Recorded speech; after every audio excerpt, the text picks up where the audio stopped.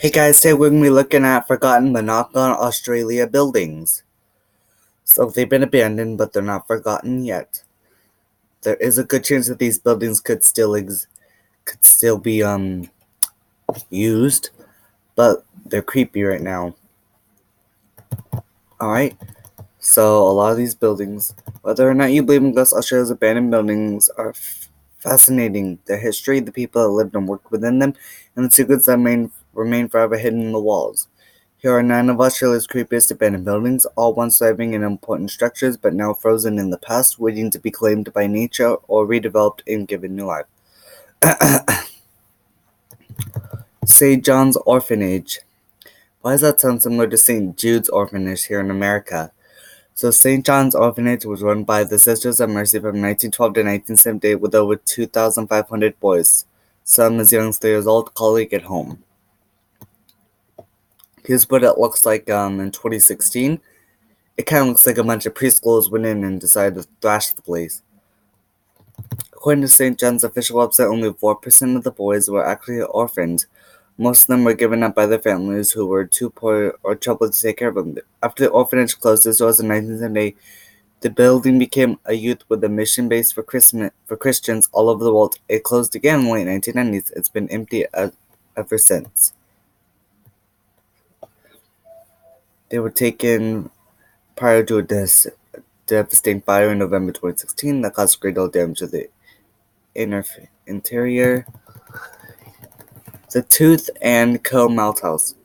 Brewers Tooth and Co. Ltd. produced a number of popular beers in the 20th century Australia and owned the Maltings estate from 1905 to 1981. They added 2 malthouses and a manager's cottage to the site between 1906 and 1916, and the buildings were beset with troubles due to extensive damage from wild weather and fire. Malthouse 1 was closed for good in 1969 and Malthouse 2 and 3 in 1980, and the buildings have stood empty ever since. It currently looks like this. Alright. Nursing home and former sanatorium. The abandoned retirement home was once a sanatorium for patients suffering with tuberculosis. Really? It's abandoned? No wonder it's abandoned. Nobody wants to get sick with tuberculosis. That is probably why that's the main reason why it closed down. Who would want to be in a retirement home where once was a hospital? That actually sounds really gross. Why would they turn that into a retirement home? Built at 1,000 feet above sea level, the rural location was purposely chosen to help patients recover away from polluted city streets. Originally opened in 1909, treatment for tuberculosis advanced so much that by 1958 there were not enough patients to fill the wards. Please, no tight or restrictive clothing for Roy. Loose polo shirts or car collisions only.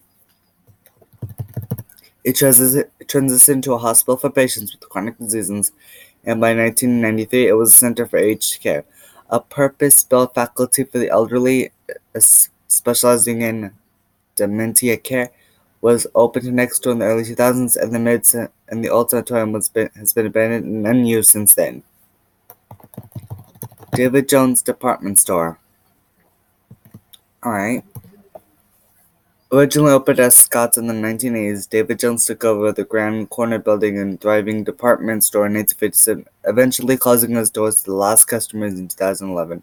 Thanks to renewed Newcastle, a portion of the ground floor reopened in 2012 as the Emporium, an arcade and boutique, artisans, and art exhibitions. Here's what it currently looks like. The Emporium closed in mid-2017 and the building is about to be redeveloped as part of a huge revitalization project that will include apartments, dining options, and retail spaces. Ooh, I wonder why it's been abandoned. That place looks cool. I should really go to these places eventually, when I get the money and I'm out of school.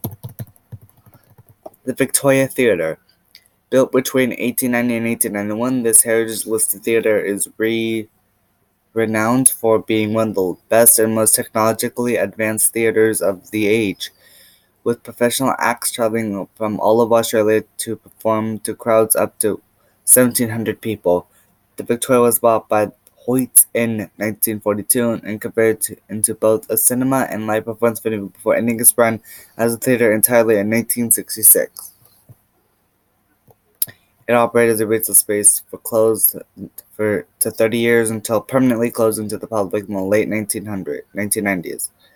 It's purchased by the well-known theater operator. There's still hope. Yes, there is still hope for the Victoria Theatre to be open. Let's hope it opens eventually. The Terminus Hotel. It's hard to believe that the beautiful pub originally opened in 1865 as the Cooper's Arms has stood empty and covered in ivy for over 30 years. In 1911, it was purchased by Tooth and Co. Brewery and operated as the Terminus Hotel until it was privately sold in 1984. This heritage-listed building has remained boarded up and stuck in an early 1980s time warp since then. If only ever seen or used by vandals and squatters. The hotel was sold in 2016 and is currently undergoing renovations by its new owners, hopefully reopen later this year. Here's another one. Peter's Ice Cream Factory.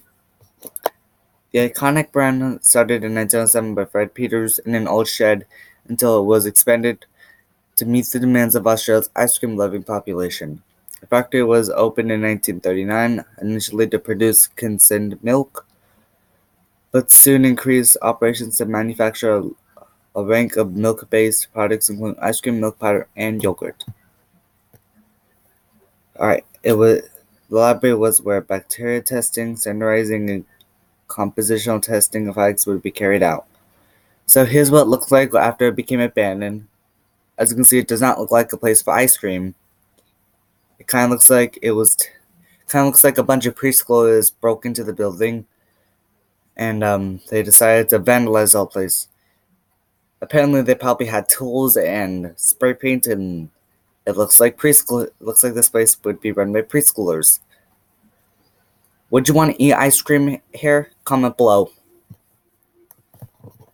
The photo show scaled the operation, including the large vats of storage, the boiler room, and laboratory. Production ceased in the 1990s as the operation was moved to a modern faculty until the factory fell into disrepair. Warringah Power Station, one of the largest power supplier in New South Wales. This power station was decommissioned in 1986 after only 30 years in operation and has been decaying ever since. Consisting of two large stations A and B, the Here Station and its vast grounds also include administrative and staff areas. There have been proposals for redevelopment over the years, but the enormous scale of the project requiring millions of dollars of investment that has meant nothing to fruition. Last one. Parramatta Gaol. With its violent history and executions, murder, and housing some of Australia's most notorious criminals, it's no wonder the empty jail is an extremely... Oh my god, this is an empty jail? It's been stood empty since the last prisoners were transferred out in 2011. Most of the jail remains surgically untouched since the day it closed, with prisoners' personal items such as clothing, books, letters, and posters still covering the cell floors and walls. There's a huge prison chapel and its stained glass windows and polishedly wooden poos are particularly striking against the rest of the grimy steel and conservative interior. The building remains abandoned, but ownership has been transferred to the Deerubin local Aboriginal Land Council after a successful land claim. Really? This kind of looks like Alcatraz, the movie. And this, except I don't know where this place is. But anyways, that's all for today. If you liked this video, which one do you think was the creepiest and most abandoned? Comment below and be sure that like button in the face and subscribe to the Wolfpack. Yeah, I love you guys. Thanks for watching. Bye, guys.